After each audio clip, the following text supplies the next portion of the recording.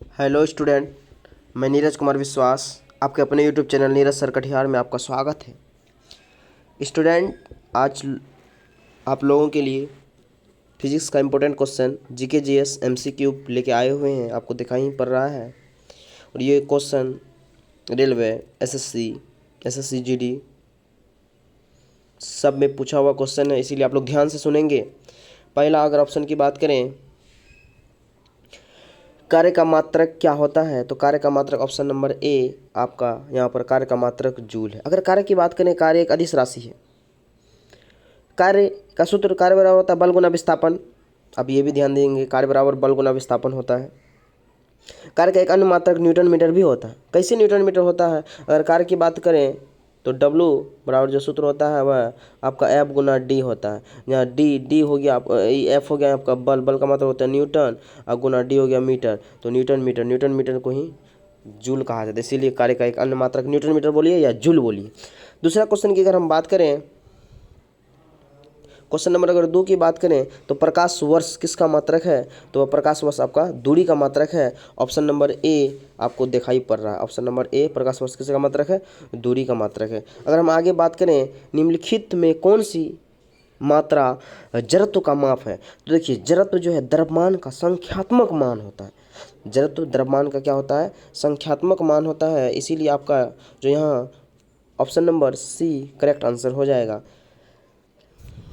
अगला क्वेश्चन की अगर बात करें तो निम्नलिखित में समय का मात्रक नहीं है, कौन समय का मात्रक नहीं है? तो प्रकाश वर्ष, अभी बताएं आपको पीछे, प्रकाश वर्ष किसका मात्रक है? तो दूरी का मात्रक है। तो यही आपका जो है कि समय का मात्रक नहीं होगा, अर्थात किसका मात्रक हो जाएगा? आपका दूरी का मात्रक। प्रकाश वर्ष किसका मात्रक है? दूरी का मात्रक है। अधिवर्ष, चंद्र वर्ष, ये सब क्या है? समय का मात्रक है। तो ऑप्शन नंबर आपका सी यहाँ पर करेक्ट आंसर हो जाएगा। अगला है आपका कि पारसेक इकाई किसकी है? पारसेक। तो दूरी की सबसे बड़ी इकाई है, दूरी की सबसे बड़ी इकाई पारसेक, जिसकी उत्पत्ति पैरालिटिक शब्द से हुई है। इसीलिए यहाँ पर जो है कि आपका पारसेक किसका मात्रक है? दूरी का मात्रक है। पारसेक किसका मात्रक है? आपका दूरी का मात्रक है। इसीलिए ऑप्शन नंबर ए यहाँ पर करेक्ट आंसर हो जाएगा, दूरी का मात्रक पारसेक। उसके बाद है ल्यूमेन। ल्यूमेन किसका मात्रक है? तो आपका जो है यहाँ पर ल्यूमेन जो मात्रक है वह आपका ज्योति फ्लक्स। ज्योति फ्लक्स का मात्रक क्या है? ल्यूमेन। ज्योति फ्लक्स का मात्रक क्या है? ल्यूमेन। अगर यही बात करते हैं ज्योति तीव्रता, ज्योति तीव्रता का मात्रक जो होता है कैंडेला होता है। अगर वही बोलता है कि प्रदीप्त घनत्व का मात्रक क्या होता है? प्रदीप्त घनत्व का मात्रक जो होता है आपका लक्स होता है। क्या होता है? लक्स होता है। अगर आगे की हम बात करें क्यूरी, सबसे पहले बात करें क्यूरी। क्यूरी किसकी मात्रक है? तो आपका वह जो क्यूरी है रेडियोधर्मिता का मात्रक है। रेडियोधर्मिता का मात्रक क्या है? क्यूरी है। कहा जाता है रेडियो सक्रिय तत्व की खोज हेनरी बेकुरल ने किया था। रेडियो सक्रिय तत्व की खोज किसने किया था? हेनरी बेकुरल ने किया था। और इसकी पत्नी पी क्यूरी, और जो है कि केमिस्ट्री के क्षेत्र में मैडम क्यूरी को 2 बार नोबेल पुरस्कार से भी सम्मानित किया गया है। इसीलिए इसके सम्मान के लिए इसका एक यूनिट और भी रखा गया है। रेडियोधर्मिता का मात्रक क्या होता है? क्यूरी। रेडियो एक्टिव एलिमेंट को रेडियो धर्मिता भी कहा जाता है, क्योंकि पुराने समय में इसी रेडियो सक्रिय तत्व को रेडियो धर्मिता भी कहा जाता है। इसीलिए क्यूरी किसकी इकाई है? रेडियो धर्मिता की इकाई है। अगर आगे हम बात करना चाहेंगे तो वह आगे है आपका पास्कल। पास्कल किसका मात्रक है? तो वह आपका दाब। दाब का मात्रक क्या होता है? पास्कल। दाब बराबर सूत्र होता है बल बटे क्षेत्रफल। तो यहाँ पर एक अन्य मात्रक भी इसका आएगा दाब का, न्यूटन प्रति मीटर स्क्वायर, क्योंकि दाब बराबर बल बटे क्षेत्रफल। तो बल का मात्रक आपका हो जाएगा, बल का मात्रक आपका हो जाएगा न्यूटन, बटे क्षेत्रफल का मात्रक हो जाएगा मीटर स्क्वायर। तो न्यूटन प्रति मीटर स्क्वायर हो जाएगा आपका क्या? दाब का एक अन्य मात्रक न्यूटन प्रति मीटर स्क्वायर। अगला अगर हम आगे बात करें कैंडेला। कैंडेला जो होता है किसका मात्रक होता है? अभी आपको बता ही दिए हैं। इसमें से अक्सर विद्यार्थी कन्फ्यूज करते हैं कैंडेला। ध्यान दीजिए, कैंडेला अगर पूछा जाए तो ज्योति तीव्रता का मात्रक कैंडेला होता है। ऑप्शन नंबर आपका डी सही आंसर होगा। ज्योति तीव्रता का मात्रक क्या होता है? कैंडेला।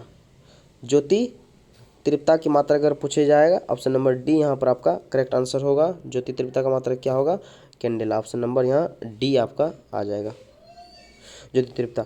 अगला है आपका निम्नलिखित में नहीं जूल। निम्नलिखित में इकाई है जूल। ऊर्जा का मात्रक जूल। कार्य ऊर्जा का मात्रक सेमी होता है, जूल होता है। कार्य ऊर्जा का मात्रक सेमी होता है, जूल। उसके बाद मात्रकों की अंतर्राष्ट्रीय पद्धति कब लागू की गई? तो मात्रकों की अंतर्राष्ट्रीय पद्धति 1971 में लागू की गई। कब लागू की गई? 1971 में। ऑप्शन नंबर बी आपका करेक्ट आंसर है। उसके बाद यहाँ हर्ट्ज, क्या मापने का यूनिट है? हर्ट्ज ध्यान दीजिए यहाँ देखिए तरंग दैर्ध्य। तरंग दैर्ध्य का मात्रक होता है लेमडा। तरंगों नहीं होगा यहाँ, तरंगों की आवृत्ति का मात्रक होता है हर्ट्ज। आवृत्ति का मात्रक क्या होता है? हर्ट्ज। तो यहाँ पर एक n बराबर सूत्र भी होता है 1/t। आवृत्ति बराबर होता है 1/, आवर्तकाल। आवृत्ति बराबर सूत्र क्या होता है? 1/, आवर्तकाल। तो हर्ट्ज आवृत्ति का मात्रक होता है। उसके बाद विद्युत धारा की इकाई क्या है? विद्युत धारा का मात्रक अगर पूछा जाए तो वह एम्पियर होगा। ऑप्शन नंबर ए आपका यहाँ पर करेक्ट आंसर होगा। ऑप्शन नंबर ए आपका क्या हो जाएगा? करेक्ट आंसर हो जाएगा।